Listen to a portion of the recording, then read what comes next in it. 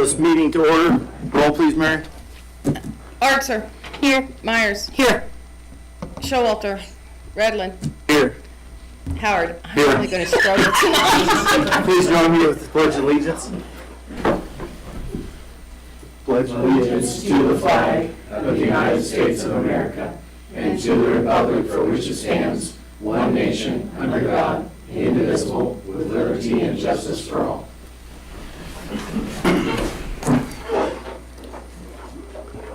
Anybody signed up for public comment over there? All right, but we do have one. The city manager is going to read a letter from the county attorney. This is from Brett Mangan, County Attorney, Sherman County Attorney. It's addressed to the Goodland City Commission. Commissioners, I had hoped to be having this conversation in person, but due to various circumstances, I felt a written letter would be better than nothing. As budget season is approaching, I'm writing this letter in support of the Goodland Police Department. I want to be clear that I have not been asked by anyone, particularly anyone associated with the department, to do so, and no department personnel are aware I am doing so. Being associated with 3 county attorney offices and having done special prosecutions in various other counties, I can say without hesitation that Chief Earhart and staff are truly among the best law enforcement officers that I've had the privilege of working with over the last 10 years. They embody true professionalism and high-quality work ethic and dedication. Chief Earhart does not simply ride the desk. He is often covering shifts and stepping in when additional personnel are needed, and that culture of leadership is closely followed by the officers in the department. Their level of commitment to the community and their core values of honor, courage, service, and excellence is unmatched and often goes underappreciated. The quality of officers and administration is what makes the Goodland Police Department highly effective. To put that into perspective, since 2017, the County Attorney's Office has filed 1,958 criminal cases, of which the Goodland Police Department is responsible for 1,079 of those cases, or a little over 55% of the overall caseload of my office. Now, those numbers purely reflect criminal cases and do not account for child in need of care, care and treatment, juvenile welfare checks, worthless check, or municipal cases.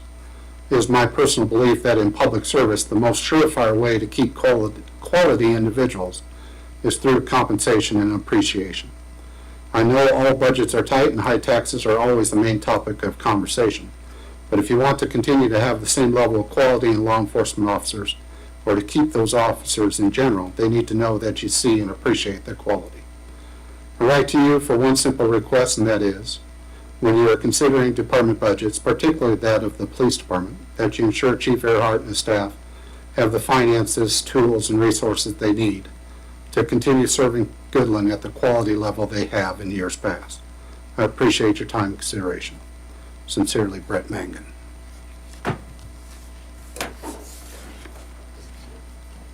I think that says a lot for our police department. Definitely. Thank you, guys. Thank you. All right, now move on to number 3, proclamations and presentations. Proclamation National Public Safety Telecommunicators Week. I'll read the proclamation. National Public Safety Telecommunicators Week, April 13th through the 19th of 2025. Whereas emergencies can occur at any time that require law enforcement, fire, or emergency medical services, and whereas when an emergency occurs, the prompt response of law enforcement, firefighters, and paramedics and EMTs is critical to the protection of life and preservation of property, and whereas the safety of our law enforcement officers, paramedics, EMTs, and firefighters it is dependent upon quality and accuracy in information obtained from the citizens who telephone the Sherman County 911 Communications Center, and whereas public safety telecommunicators are the first and the most critical contact our citizens have with emergency services, and whereas public safety telecommunicators of Sherman County 911 Communications Center have contributed substantially to the appreciation of criminals, suspicion and fires and treatment of patients, and therefore it to be resolved that the City of Goodland Commissioners declares the week of April 13th through the 19th, 2025 to be National Public Safety Telecommunicators Week in the City of Goodland to honor the men and the women who diligence and professionalism keep our city and the city citizens safe. Signed this day, this 7th day of April 2025.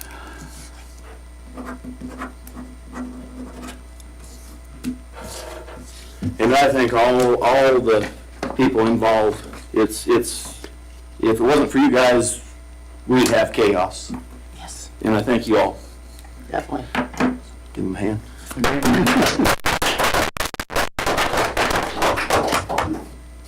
Picture? Picture. We doing the picture? Did you want Chrissy to say anything or Yep. ask her? If you guys want to say anything, you're more than welcome. We don't give a speech, but You can, if you want to. We would appreciate it. If you want. I don't have anything prepared.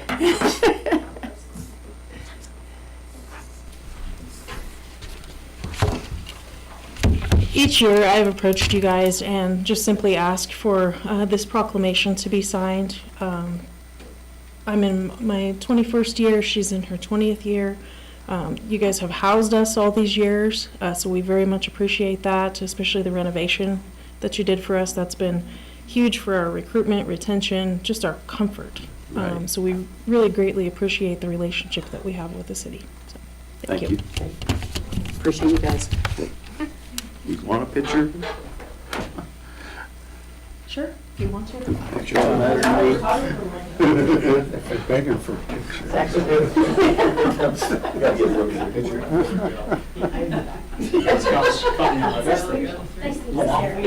When I came up, I'm like, oh, goodness. Well, I have my thing. Oh, good. You guys were feeling it. Yeah, I think Kind of about you, put one on either. There we Yeah. go. There we go. 3, 2, 1. All right, we got you. Yes. That's actually taking pictures. Thank you. Thank you very much.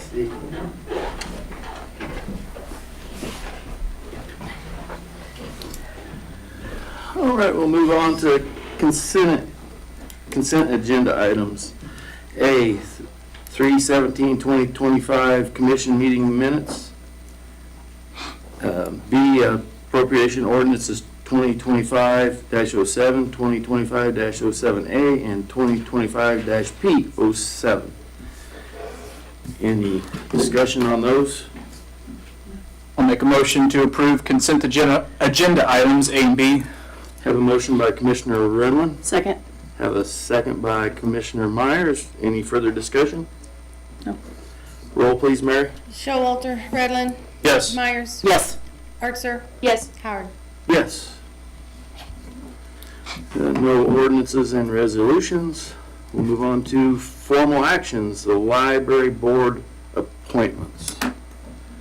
And looks like there was one new appointment, maybe a couple reappointments. Yeah, one appointment and 3 reappointments. Yes. Paige Sneeden is the new appointment, and Catherine Franklin, Chelsea Howard, and Jackie Shields are the requests to be reappointed. You know, like we said before, these people donate their time and it's hard to get people for these boards, and I appreciate it when somebody steps forward to do these positions. I have no issues with reappointing and appointing the new member. Anybody else? Don't either? We need a motion and a Just need a second. motion. I move that we approve the appointment of Paige Sneeden, the reappointments of Catherine Franklin, Chelsea Howard, and Jackie Shields to the library board. I have a motion by Commissioner Myers. Second? I have a second by Commissioner Artser. Any further discussion? Roll, please, Mary. Myers. Yes. Redlin. Yes. Showalter. Archer. Yes. Howard. Yes. Moving on to discussion items.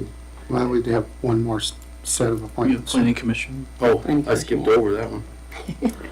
Planning Commission appointments. The appointments again. Both Matt McKenzie and Grady Bonsall have requested to be reappointed. They have done, they're valued members of the Planning Commission. They've done an awful lot of work while they've been on the Planning Commission.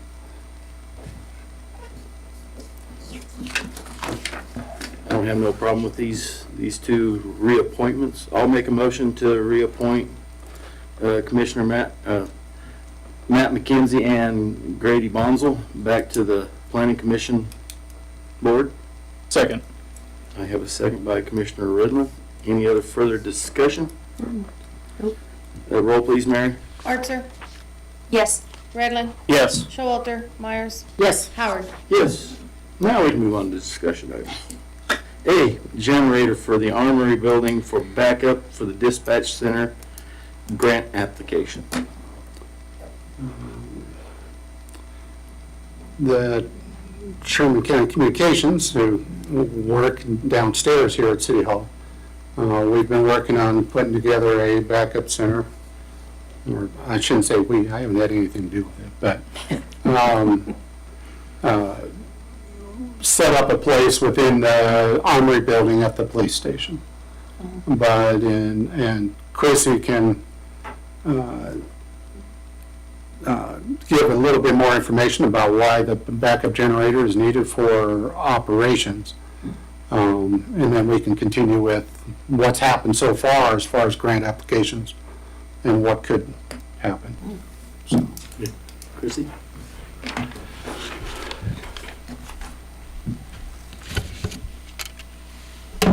It's my understanding that a generator has been discussed briefly for that building, but I think maybe us having our backup site out there might nudge that a little bit further on. Obviously, we have backup power at this building should the power go out, and it's a necessary thing for us. My concern is if we do move out there for one reason and then lose power at that building, we're really in a crunch. So I'm willing to assist with, there is something called a mitigation grant through the Kansas Department of Emergency Management. I have not applied for one of these grants personally, but Ryan Murray, our emergency manager, has. In speaking with him, a mitigation grant is obviously you're trying to prevent an issue. Right. And so we have identified the need for a generator in the Sherman County plan, which was approved through the state. So we've already met that check mark. He did also send some information to me. There is a generator assistance program, I think it's called. Give me 1 second here. Through the Kansas Infrastructure Hub, and you guys may already be familiar with them, but there is a grant assistance program through that I think he feels like could help with this. So the reason I'm not applying for the grant is obviously it's not my property out there. I can't, apply on behalf of the city. So that's where we're at. I just kind of like to get that discussion started with you guys. I think it, would benefit the police department as well, because I believe their phones are dependent on electricity as well, so, Okay, just on a thank you. day-to-day basis. Maybe we can get our police chief to put his 2 cents in. For 3. On.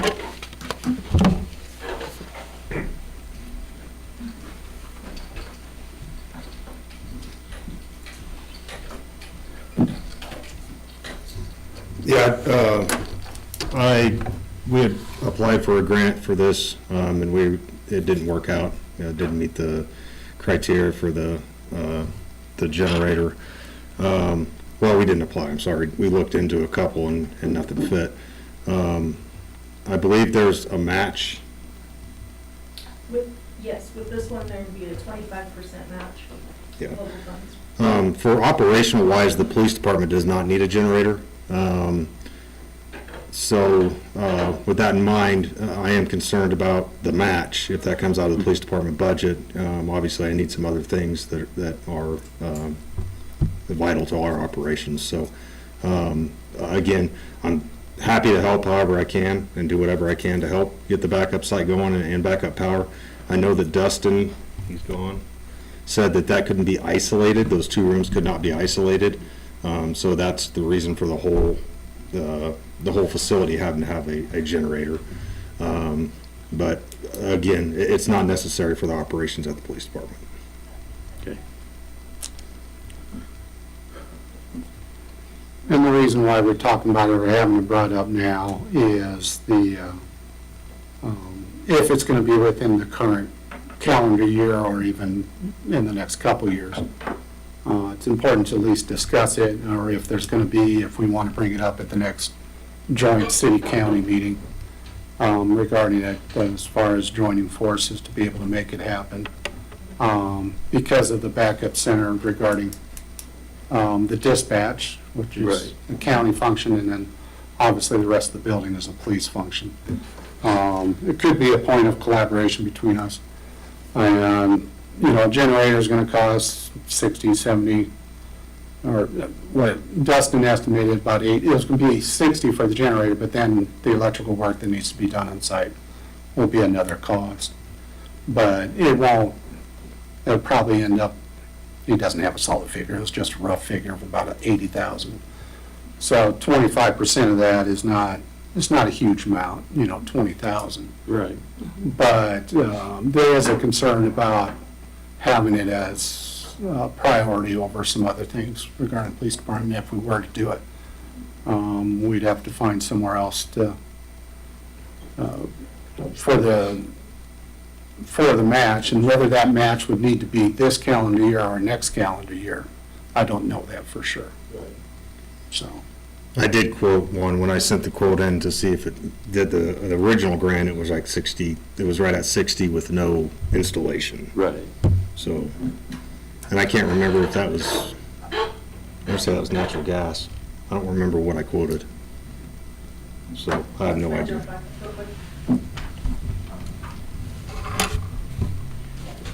I don't remember either which one it was. There's a lot of discussion about during disasters, natural gas is cut off to the community for safety reasons. So, just for what that's worth. It was diesel. Yeah, I was thinking it was. Yeah. You're right. It's been a while since we talked Yeah. about it.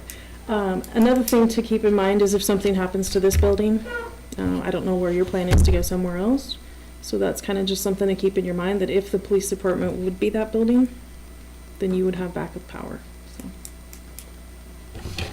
That's something we need to discuss and probably do something and figure out where to come up with the funds needed. Say maybe we can do some more research on the grants and get some more knowledge of what those would look like and what we need for them. I think we need to look and see if it can be a joint thing Yeah. we can do with the county, Thank you. because it needs to be done. Thank you. Moving on to request for SCC grant application, basketball goals, Paul Madrano. If you want to come up, Paul, and tell us what you got going on. Yeah, come up there. That's so everybody can hear you. Okay. Hi, my name's Paul Madrano, and I guess 15 years ago I donated some basketball goals to the city already, the ones that are there now. At the time, the poles were straight, everything was legit, but now the poles are kind of leaning forward, and they're having kind of issues of fixing them and so forth. So I was just thinking about just getting a whole new system where it can be adjusted so that the elementary kids can continue using it because it's right at the school. And then the other goals that we have now, we're donating to the north and central school so that they can have replacement goals for the goals that they don't have now. We play there 4 days a week on good weather. We got about 500 members in our group. I'd say on any given night we have 20 to 25 people there. So, and we just keep it going. I mean, I'm towards the end of my basketball career, but I still play full time. I still play full time, and I still get people to come out, and we've been doing it for some time. It's fun, good, clean fun, and people, anybody looking for their kids at any given night, they'll be there. Right. True. Yeah, I don't have a problem with the, giving you the permission for the grant application? I mean, No. what's everybody else think? I agree. I No, think it's a I agree. good thing that you do out there. Appreciate that. And if we're not there in the winter, we play at the high school, because I work at the high school, so. Right. If I'm not taking admissions, I'm playing basketball, so Right. that's what we're doing. And it gives something for the kids to do, Yes, sir. and grown-ups to do. too, Of course, so. yes, sir, and like I said, kids still utilize it. Any given night, I'll drive by there, and there's at least 10 people playing, so it's been pretty good, so. Good. And so it's less than having to pay, we've been having to pay at the GAC. If it's winter or something, we play at the GAC, $6 a person, and for 20 people, it adds up. Not everybody has that kind of money, so it's tough. So outdoors has been great for us, no charge. Right. I kind of had an on-topic but off-topic question. Have we ever talked as a commission about building a new basketball court, like an actual, like nicer one? Because we have the pickleball courts that are really nice, we have the tennis courts that are really nice. We don't really have basketball courts, and I feel like we have the room for it. I know our budget is spent for that kind of stuff this year, but And I would even be willing to have fundraisers. That's what we do. We sell shirts and bracelets and hats, our group. So, we would have fundraisers to help out any way we can as well. I would like to eventually talk about the cement there. There's a lot of cracks and stuff, but the city does a good job in keeping the place clean and taking out the weeds and stuff, but for many years, there's been cracks, and there's still like lumps of cement where the old basketball goals used to be, so things like that, but it hasn't deterred us from playing, so Right. we've been good, so it's just maybe something in the future, but I'd be more than happy, willing to help on that too. Okay. Yeah. That's good.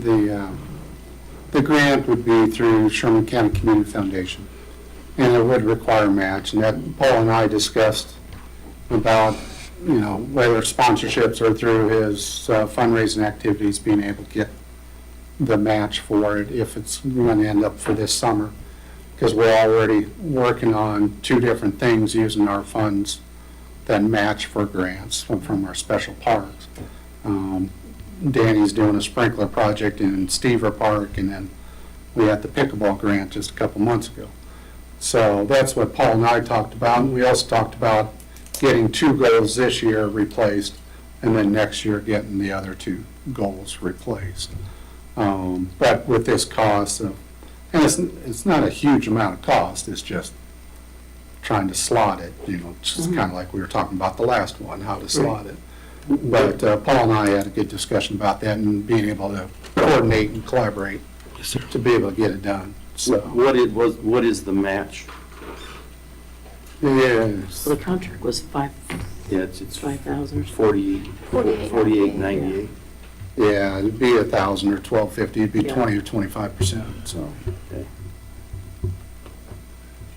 Do we need a motion on that one to, No, I think just staff direction to get it done. I think we I'd go say ahead. and Give, yeah. I Go for agree. it. if the commission says yes. Yep. We'll go ahead and submit it. I know there's not an absolute answer regarding the match, but we'll deal with that when Yes, sir. it comes. Thank you. Sounds good. Yep. Thanks, Paul. Sounds good. Thank Thank you. you, guys. Next on discussion items is this power supply contract. Kent, I'll let you just talk about this one. Yeah, I can start, and then Shauna and Mary can provide some additional input if necessary. They probably don't want to, but they can. Chris has been involved with us as well at various points with regarding this. But our power supply contract through Sunflower and Prairie Land ends at the end of 2026. But you have to, within the contract, it says you have to give notice a year ahead of time if you're going to change from the contract. So it's basically the end of '25. We need to have some sort of plan in place, what we're going to do following up on it. We ended up with a proposal. Sunflower has been talking to us for the last several months, and they came with a proposal, 2 different proposals. And that was a couple months ago. And the reason why it's taken this long to come to present to you is then we had a proposal from KMEA, who has done a presentation to here, to the commission about a year ago about various information. So we ended up with these three proposals. And between the two proposals, there are some differences. And in order to try to compare apples to apples, it took staff quite a bit of time to discuss what was the information that was provided for it. We did provide key aspects on the different proposals as far as the background information to these contracts proposals. One thing that the City of Goodland set out in our discussions with Sunflower from the very beginning was that we wanted a shorter contract this time. This last contract has been for 15 years, basically from 2012 to 2026. I think 2012, either 2011. But, and because of the terms of that contract, there's obviously the February 21 event, which caused us to have to pay back an extraordinarily high bill and add a certain amount to people's utility bills in order to do that. It became a very big issue.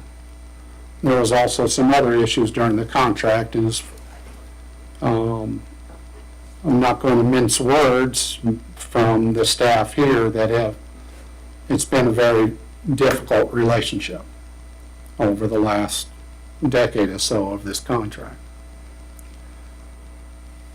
When they presented us this contract, there are some very attractive terms from Prairie Land and Sunflower. But it's limited to 5 years, and the 5 years would start at the end of the current contract.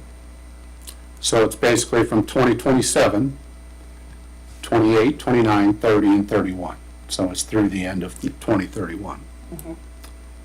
In their first contract proposal, Sunflower would pay us $3 a kilowatt month for full accredited capacity amount. Currently, we're about 15.5 megawatts, isn't that right, Chris? And then they stated the fixed energy rate will be on a schedule for each contract year. Basically $15 a megawatt hour for contract years 1 and 2, $18 for contract year 3, and $21 a megawatt hour for contract year 4 and 5. They also, the next bullet point, no restrictions on adding city-owned renewable generation. That's something in the current contract that has hampered us. I think staff, both Dustin and myself, we had a proposal presented to the city to have solar on the city property. It wasn't that big. It was, minimal size, but even for that minimal size, we had to go ask Sunflower to approve at their board of directors because it wasn't allowed within the current contract. With the new contract, that would not be an issue.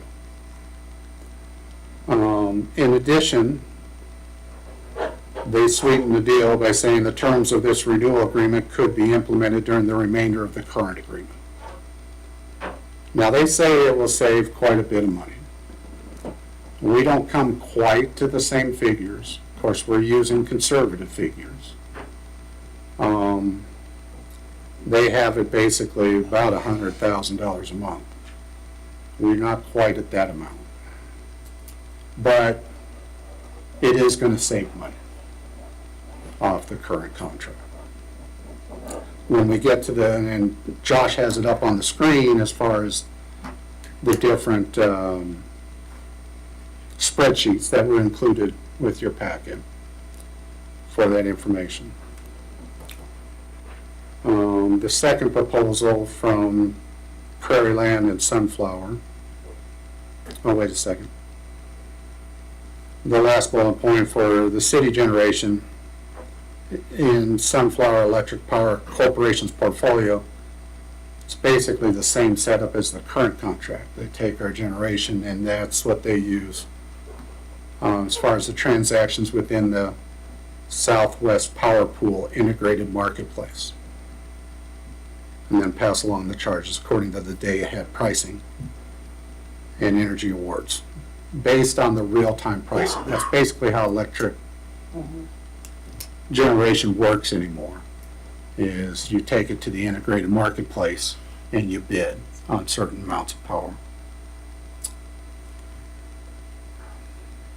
The second proposal pays us a little less. It has no demand charge, which both of them have. But the second proposal from Sunflower pays $2.50 a kilowatt on our full accredited capacity amount. But the difference is the city earns revenues associated with energy sold into the Southwest Power Pool Integrated Marketplace. So it's the city participating in the integrated marketplace, not Sunflower. So that's basically the differences in the two proposals from Sunflower. So would that save us, going back to the February thing, would that save us from having to pay that big bill? It would have on the city-earned revenues, but that doesn't mean that your power would have, who knows what they would have been valued at. That's where some cities on that extreme event were able to make money on that extreme event. We were not. We were basically penalized, and penalized in a big way.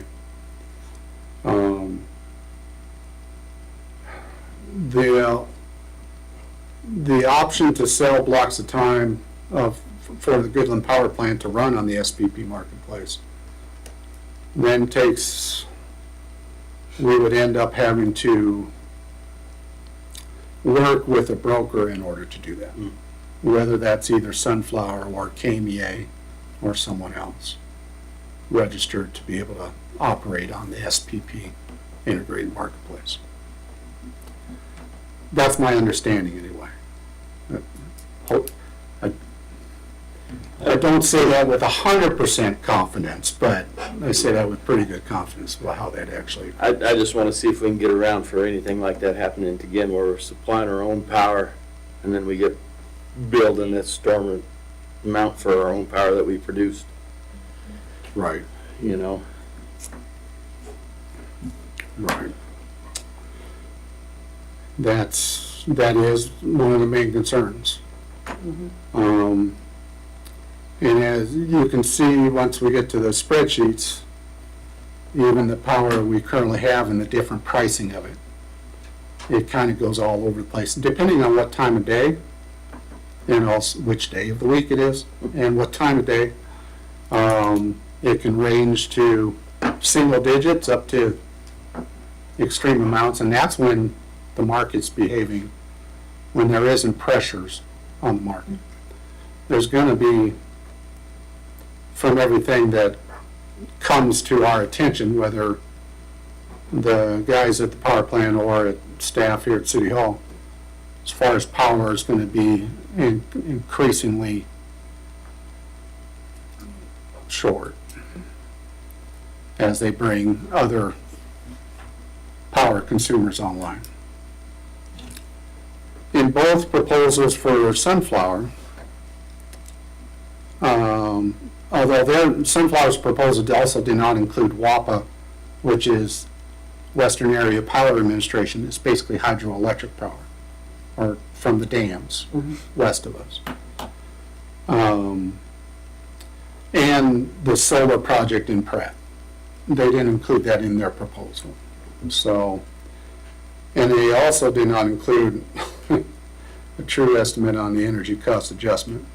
We worked that through and basically gave, on the spreadsheets, we basically used the usage from 2023, because when we started the spreadsheets, we were right at the conclusion of 2024.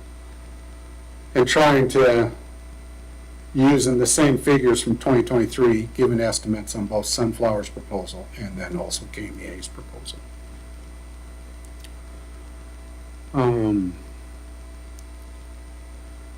The other thing from proposal number 2, though, it also excludes any estimate of potential losses earned from participation in the marketplace. We could say that we want to participate, but if we end up, it could end up costing us more to participate. And then we're the ones have the responsibility for that. One more thing that they included in here that we currently don't have under the current contract is this contract cannot change unless agreed upon by both parties. That has not been the case over the last 15 years. And that's probably been the biggest point of consternation for city staff is when changes are announced by Sunflower or by their board of directors, and we just have to pay the invoice. And that's because we were considered a different type of member and that's why their bill came through Prairie Land, because that was a member of the Sunflower Cooperative, and their adder was on it, the Prairie Land's adder onto the bill. And then they could also change our pricing on an annual, a lot of times on an annual basis due to the wholesale member tariff.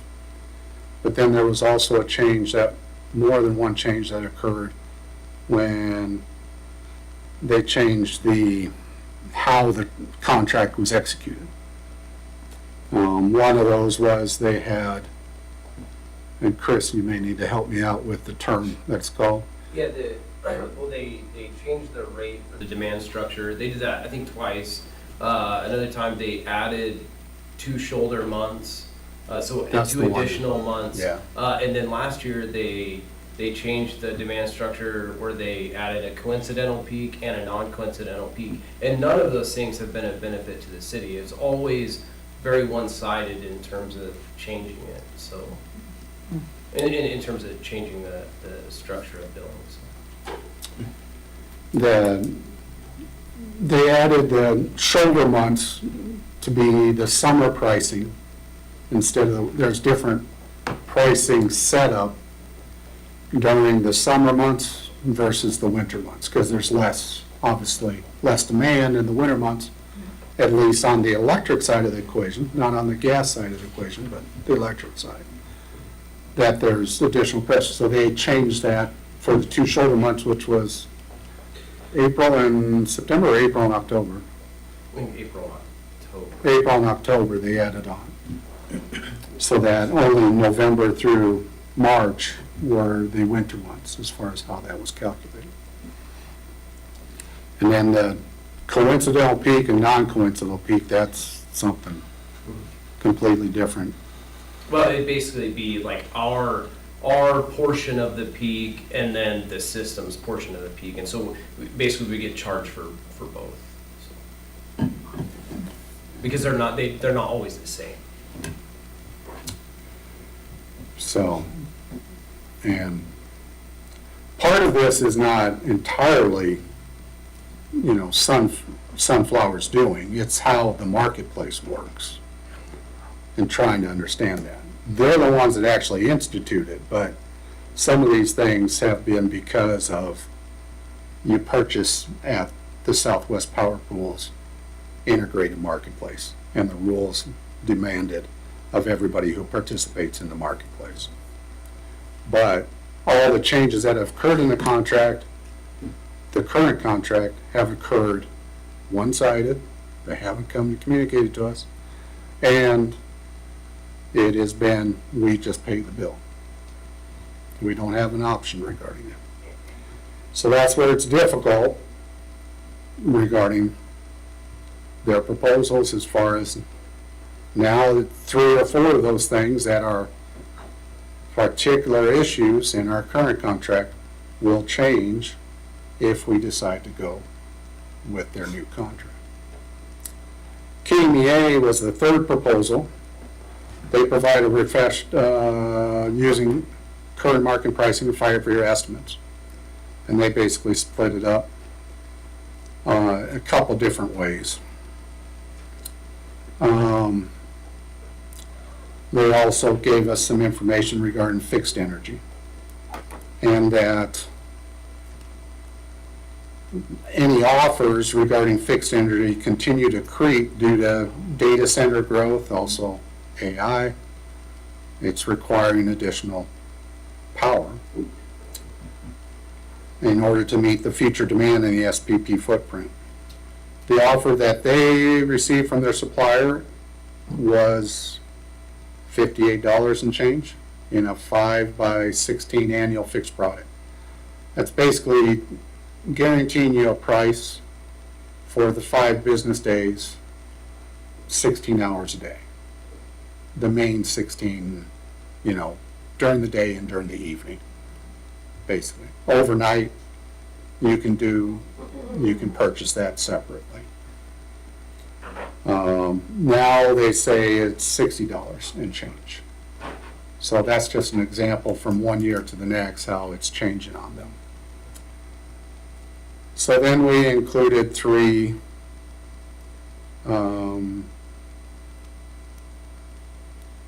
spreadsheets for you. And the first one that's shown on the screen there, the fixed energy product is in the blue on the far left of part of the screen. And that's basically that $60 per megawatt hour product. And then in the orange is the WAPA, which is the hydroelectric power, which obviously is less most of the time, but it is a variable. It's not a guaranteed price, but it's in the 30s and 40s for the most part per megawatt hour. It's cheap power. We can't obtain any more of it, and it's not like that power actually reaches Goodland here. It's just put in the grid, and we get credit for it. So that's less than a megawatt. It's 827 in winter, 964 kilowatts in summer. Then the large-scale solar, that is a KMA project down by Pratt and Innisca Flats, provides 2 megawatts of power, but it's also only certain hours, so many hours a day. And it's less hours in the winter than it is hours in the summer, obviously. So it's at a cost of $50 a megawatt hour. But then it shows you how many megawatt hours it provides at. And then they have the market energy, which is basically covering the hours, how KMEA did it, the 8 hours a day during the week that is not part of the fixed energy product, which you can get some awful low costs. You can see that it's down to $4, $5 during the winter, 10s and 20s otherwise. And then the entire weekends. The fixed energy product takes care of Monday through Friday, 16 hours a day, but then you have the whole 24 hours a day in the weekend. And then we have the transmission cost, that's a set cost no matter what proposal we get to, for the proposal stuff to get to us. And then the administration fee and the other expenses that KMEA had. So you totaled all that up based on the megawatt hours involved, and you end up with about an average of $53 and change a megawatt hour for the year. And it changes per month. And what Shauna did, she put a lot of effort into this. Appreciate what she did. That basically taking the number of megawatt hours, it was on 2023 usage, but there was also, was it on this one as well, or is this just the KMEA's usage? Or is it? Yeah, it was on 2023's usage, right? For both, yeah. For both, yeah. So that gives you an idea for KMEAs. Now for Prairie Lands, and we ended up with 2 sets of figures, one for years 1 and 2, and the other for years 4 and 5. And what Prairie Land and Sunflower had, they had their fixed energy costs, what they basically do, the blue is the fixed energy cost, which looks very low. It's only $15.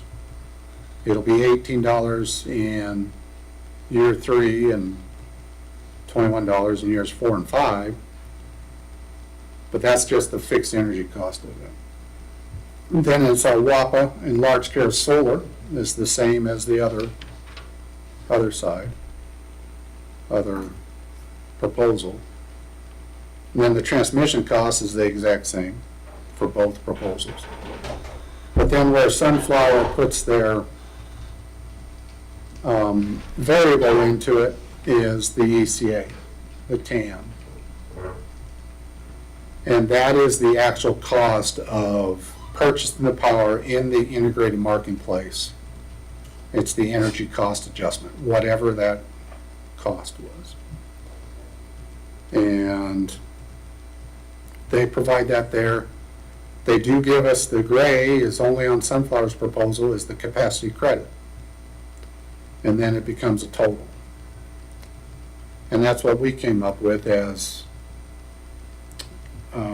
trying to make these as apples to apples as we could. And Sunflower Prairie Land's proposal has an average cost of per megawatt hour of $46 and change for years 1 and 2. And then We changed that, yeah. We did it that way to begin with, but then we changed it, that second one to be the ECA change. oh, okay. The EC changed. Yeah, so like on the top, we took the average, like Kent had said, for the contract. Oh, okay, okay. And then at the bottom, we used the actuals for 2023, what that ECA was in 2023. Okay, okay. Yeah, I really just wanted to show you, or we wanted to show you the difference over the length of the contract. The ECA, if you remember in the bottom one, for 2023 actual usage, if you remember, we had a very cool summer at the start of that year. You know, like it didn't get to 90 degrees till the end of June or something like that, you know, or very rarely. We didn't have any hundreds. It was very cool, it was rainy, and it showed up as far as our power usage. You can see that the ECA went down to 61,000 for June, which is very low for June. If you look on the top ECA, that's the average every January that we've had in the contract from 2012 to 2024.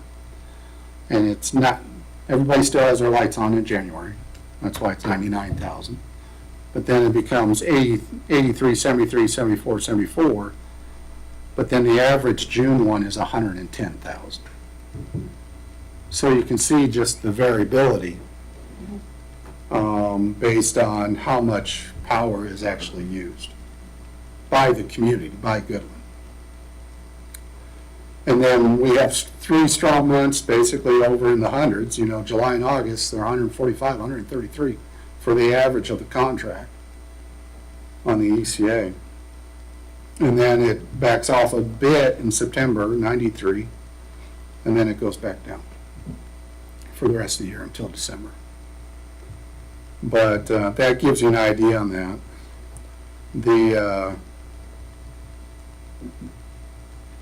So that's why we have those 2 different numbers, just to give you an idea regarding the ECA and the variability in it. That's happened over the last 13 years of the current contract. And then we went ahead and provided a cost per megawatt hour, Exhibit 3, which basically shows them side by side as far as what their final costs are. And the Sunflower actual in 2023 was $54 and change, which is the number on the yearly average of $54 on the bottom left. And the actual megawatt hours, 48,000 in 2023. But then KMEA's has the $53 and change. The Sunflower number 1 option shows And this is just the number one option, 1 and 2, year 3, and year 4 and 5. And it shows $46, and then $48, and then $51. And then I also wanted to give an example, and I think I got this from staff as far as the actual expenses, the electric production power purchase down on the bottom there. Over the last 5 years, we've had 3 million, 3.3, 3.6 in 2022. Then we had that cool summer, 2.7, and then 2.6 in 2024. So we've actually gone down a little bit as far as the usage for the city of Goodland. And a little puzzled by it, but that's what we've ended up with. So that just gives you the background regarding the different proposals, and as far as trying to present you with enough information, but not overwhelming information behind these different proposals. Can you correct me if I'm wrong? Because this kind of goes over my head a little bit, I'll be honest. So what I'm interpreting from these numbers is the KMEA proposal is a little more expensive, but a little more sure, and the Sunflower's a little cheaper and a little more unsteady. I don't know if I'd use the word unsure Okay. or Yeah. more certain. We do have a trust issue with Sunflower. Based on the numbers themselves, and this is what Dustin told me the last conversation I had with him as well, based on the numbers themselves, the Sunflower has the better proposal. Mhm.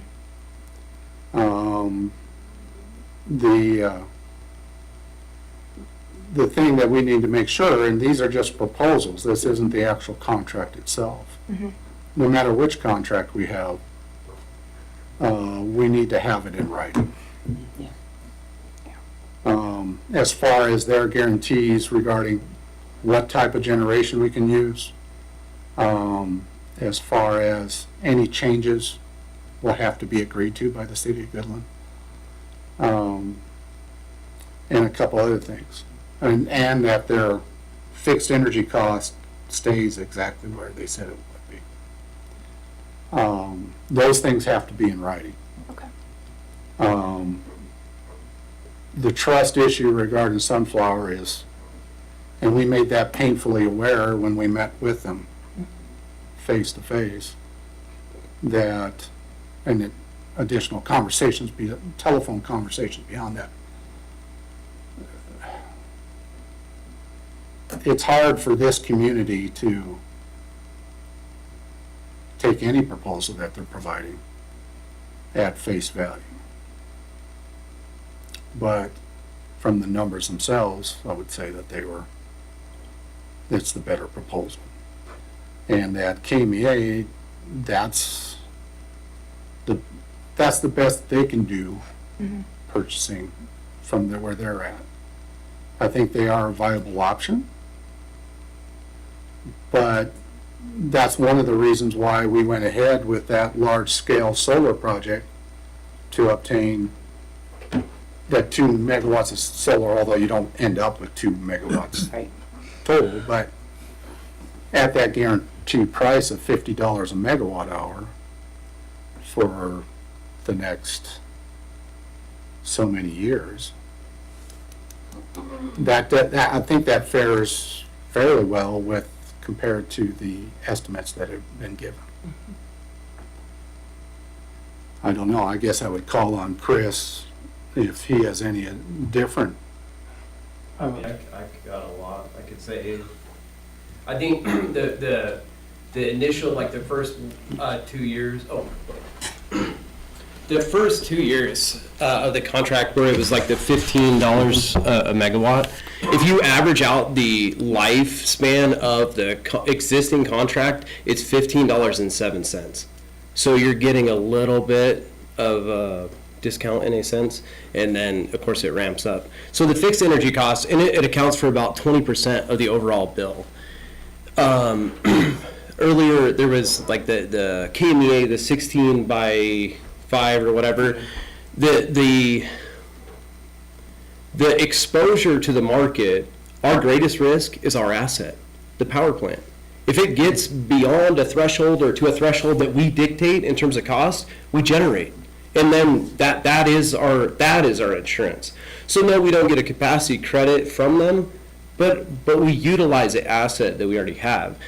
The other thing that they don't, I mean, in their cost, the thing that they don't, they're willing to leave 30% of what their biggest charges are right now. No demand, no adder. That makes it almost 31% of what they're charging us now. And it seems like every change that we already talked about that benefits them, that they've made to the contract, to the existing contract, has benefited them, where they're leaving 30% of revenue, and we're talking about millions of dollars. That seems iffy. So, in the contract where they're not going to change anything, that sounds great. I would definitely be reading the fine print there. But it's almost like, man, that sounds a little too good to be true if it were from my perspective, right? The ECA is that's a big one. That makes up about 30% of the existing contract now, and they did well to put that in, because that makes sense, right? That is reasonable, even though they don't articulate that in maybe their figures. The energy cost is not something that I would get super hung up on, because it's the other stuff. And why is it? Because it's not industry standard to not have a demand. So how are they able to take that off the table when that's been a huge part of the contract? That doesn't make sense. I mean, just for numbers' sake, over the life of the contract, the adder, we've paid almost $15 million. Well, actually, it is now $15 million. Over the, and again, I understand that we're looking at a 5-year contract, and I want to do what's best, and I know that's, thankfully, you guys have to make that decision. So it's not, and yeah, I don't like how they've done business with us, but at the same time, like, if it's the best, it's the best. There's no arguing that. But I would definitely be asking some questions, because there's some big changes coming through the SPP in 26. I don't know how that's going to change things for us. It seems like every year, in the last 2 years, I have to fill out a report annually, but it's a monthly report on our generation. Any breakdowns, the window of being able to do maintenance is getting smaller without being penalized. So that 15.5, we actually did that with one less engine than in the past, or the last time that we ran for capacity, and that's because of staff that we have. We did that because I think before, it was like 15.2 or something along those lines. It was less than. And so we actually brought that up. But if for some reason, we go to start and there's a startup failure for whatever reason, they're going to ding us for that. And so that 15.5, which I think on the deal, it's like 44.1. I mean, that's something that they can pull out of. I would be curious if they would sign a contract, and I have no idea if it's even reasonable, but sign a contract where if they change it for whatever reason, if they could leverage, well, SPP says this, although I don't think they have maybe that authority, then we have an opt-out. Because if they have the ability to change that's something, and I've talked to the guys at KMEA, and they say, like, look, if these are the real numbers, that's a better contract. But it's the hidden stuff, We as a commission just need to go through every contract with a fine-tooth comb. Sure. And make sure everything's in there like we want it and not like they want it. Mm-hmm. And if they have a problem with that, then we'll decide that at that time. I just don't understand how you can leave that much money on the table. That doesn't make, either they have really kind of been sticking it to us for this long, and they're like, well, okay, we'll relent. They're just in a place where they can. Isn't that because the type of member they have,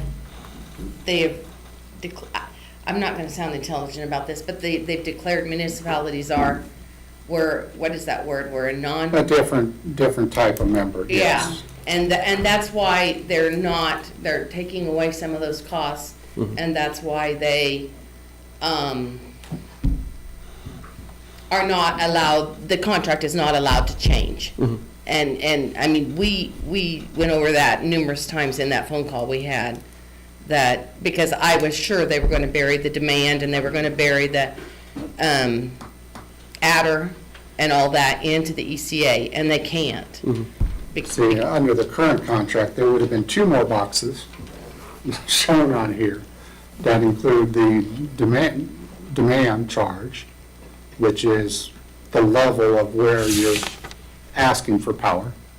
And then also the adder, which is because it goes through prairie land, is an additional cost that's thrown onto our invoice, which was around 25 grand a month. Yeah, I mean, over the life of the contract, the demand charge has been $12,236, or $12,236,243. So 25%, and the cost adjustment again for almost $15 million, and then the adder has been $2.6 million. Yeah. And so they're willing to take off, you know, The two the of demand. those, Yeah, the demand and the adder. Yeah. They that- did mention in the conversation, I think Chris may have missed this, that they've had to come back to cities, governments, and kind of change how they build because of the issues that they'd had with the demand and that stuff. So I think as a whole, in 15 years, that company Sunflower has changed their perspective a little bit too. That's kind of how I did. They had to, especially after that February event, they had to. Well, I think they've lost a couple customers, and so that is putting the additional onus on any future proposal that they provide, so.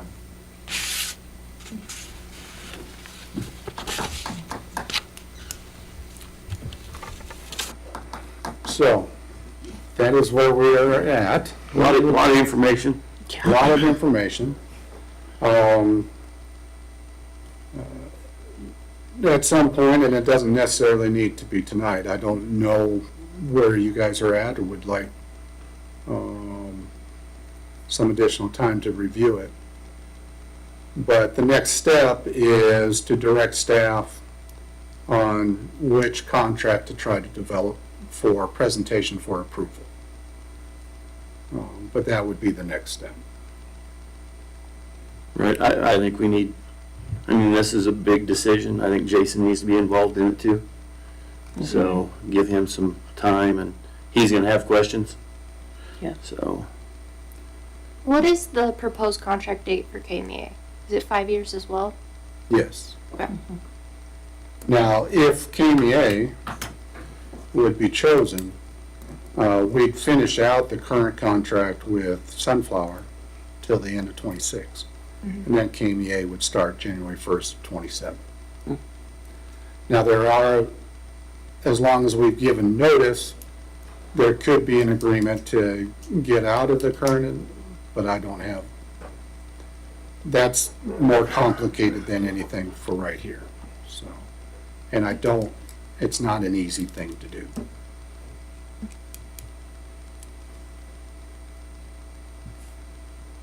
any other comments?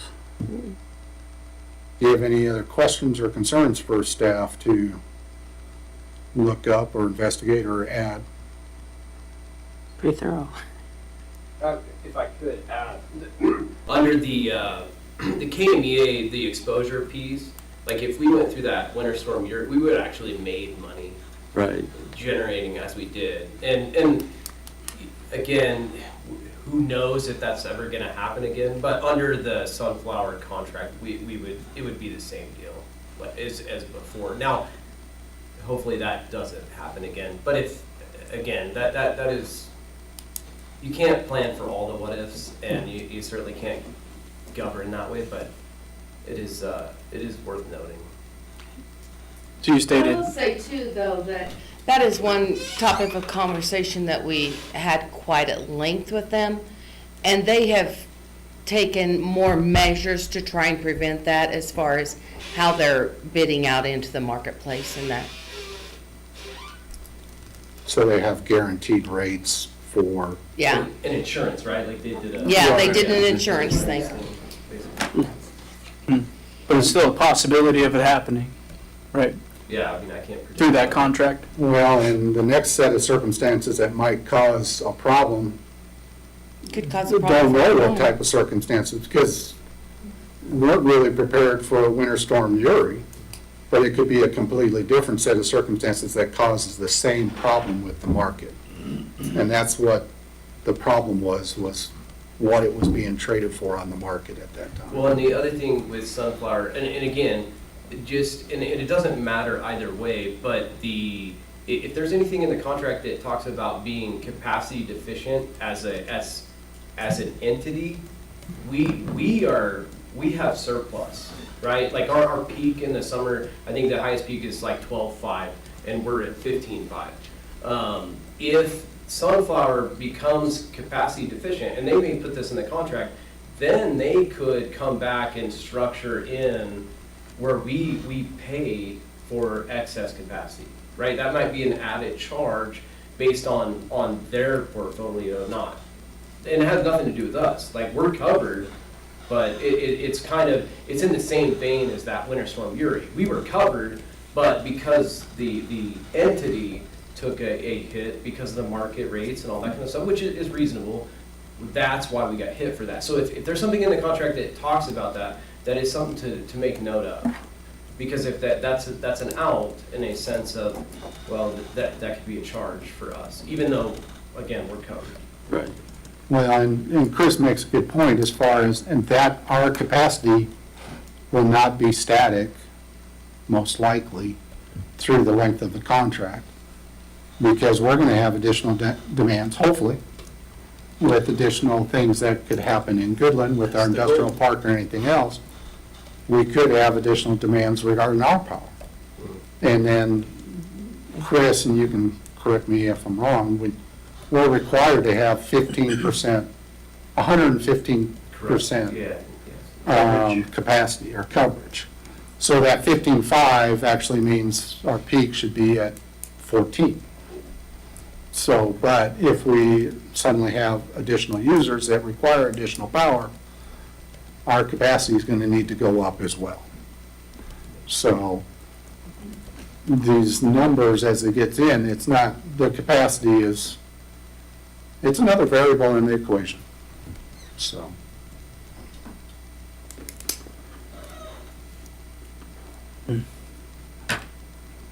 Any other discussion? Things that make you go, All right, I guess we'll move on to the city reports, the city manager. In your packet was the manager memo. There's also a municipal court quarterly report and a building report for the quarter. Also the monthly activity report from the police department. And also the month-end fund balance report for March.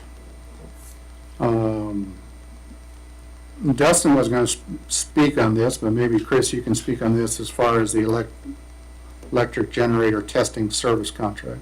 Yeah, it's just a federal requirement. It's a RICE NESHAP, Quad C testing. We have to do it every 5 years, and so we have 3 units that we did last year, and then 3 units that we'll do this year. So. It's hiring an outside company to actually Correct. conduct the test. So, and it's a charge of, I think it was around 9-10 grand or something like that. Yes. So it's not an amount to bring to commission, but I wanted to let you know in case you see it on the future accounts payable. Okay. Also, I'd like to ask Zach to give an update on the unfit structures that we were talking about at last meeting, or 2 meetings ago. 1615 Center as well as 302 West 15th. I have received no contact either from either property owner. I did sit down with Kayla following the commission meeting. We drafted up a plan of them going and getting a contractor to give an estimate to see how much it would cost to repair that structure with everything that I had listed. They never got back to me with an estimate or anything of the agreement signed, so we've hit the 30-day mark on that one. So I'm gonna put out the invitation for bid for all three, and then we will bring that back to you at the 1st of May. Zach, I have a question. Is, in those properties, is there any opportunity for reuse of like the windows or anything like that? Because they're older properties. I had someone ask me, this is why I'm asking you. I think that would be a legal question. I mean, at the end of the day, right, we have to follow what it says as far as abating the property. Yeah. We can't really go on there and then start harvesting things off of it, right? 'Cause it's not, it's still private property. Okay. If somebody wants to go and talk to the owners about possibly doing that, then they need to go do that, but that's not really. It's not our job. anything we can do. Good enough. Thank you. Thank you. I have no more to report. Okay. Also included in the packet was the budget calendar for 2026. Do you have any questions or concerns regarding the dates listed on the calendar?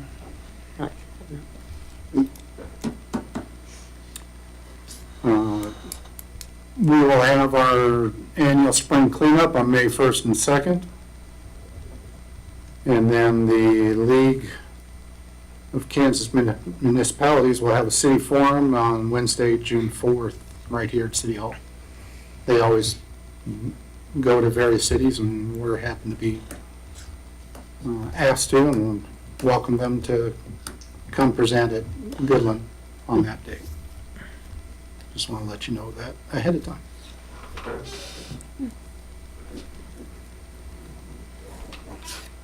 Are there any other questions for our city manager? I guess we'll go on to Commissioner's report. We'll start down here on my right with Commissioner Hartzer. All I have to say is I know they're not here, but welcome to the new employee that we got recently. I saw that, is it she? Yes. I saw she sent us our packets and stuff, so we're excited to have her. Okay.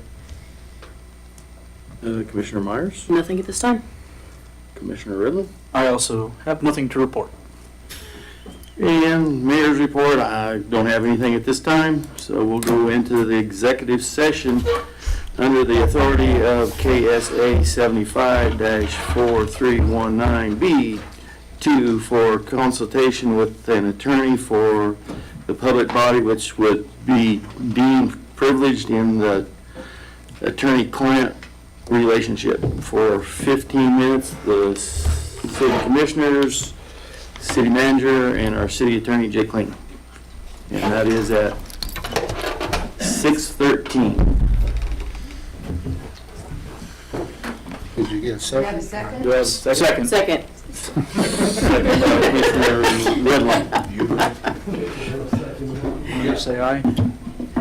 Hi. Aye. Oh, I never do that.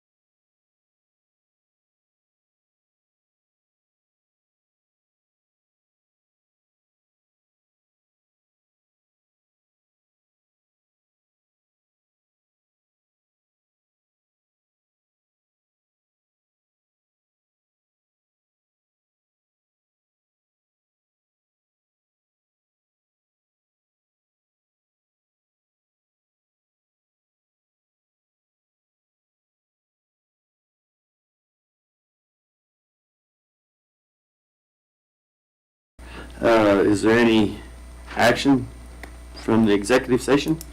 I don't think so. Nope. I'll seek a motion for adjournment. So moved. Second. A motion by Commissioner Redmond and a second from Commissioner Myers. All in favor, say aye. Aye. He's like, I'm tired.